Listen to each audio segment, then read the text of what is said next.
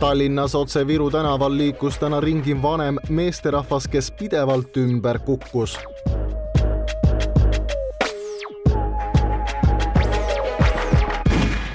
Enne kui jõudsime ise appi, oli vanahärrale kutsutud juba ka kiirabi, aga miskipärast ei nõustunud ta kaasa minemast.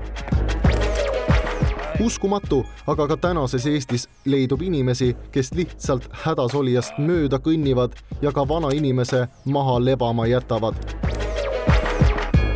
Ei tunta huvi, ei küsitagi, et kas on abi vaja.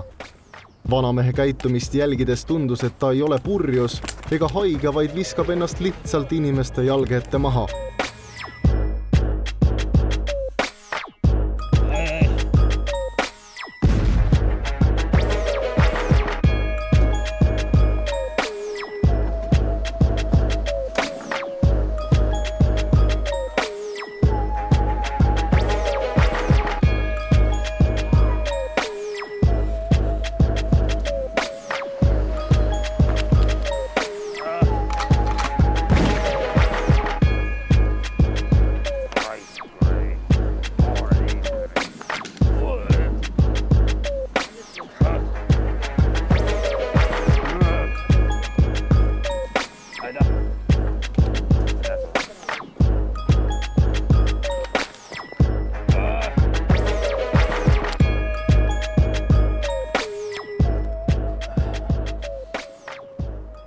Proovisime kaameraga ligemale minna, et ka natuke selle härrasmehe juttu peale saada.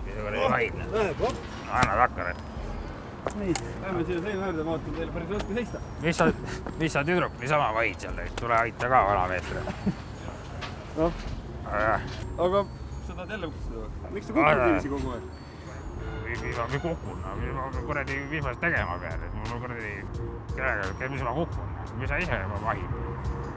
Kuradi, mul on siin kuradi, naine oli kunagi, enam ei ole mul naist ka, naine kuradi on ka surnud. Kuradi sõbrad viimased, kurat, on ka kõik manalad läinud, kõik kuradi läks viinanahka, läksid kõik sõbrad. Vaat selline kurb saatus on mõnel elu näinud inimesel. Härra on oma elu elanud nii, et elu õhtul on ta päris üksi.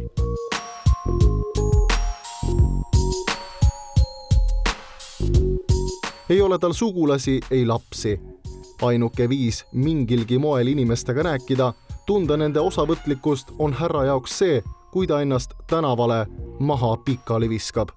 Siis tullakse appi ja päritakse ja härra ehk saab sellest hingelist tuge. Mul ei ole mitte kedagi jääd, kuradi, üksi elan oma hooldekodus seal kuradi ja nüüd ma sain sealt kuradi natukeseks ajaks välja neist kuradi. Aga mul pole kellega juttu rääkida, keegi ei tee varameest enam välja, kurat. Või ei taha üksi ka siin kuradi tänava peal kuradi jõlkuda, siis ma kuradi komistan siin ikka teine korda. Siis kuradi kaitavad varameest.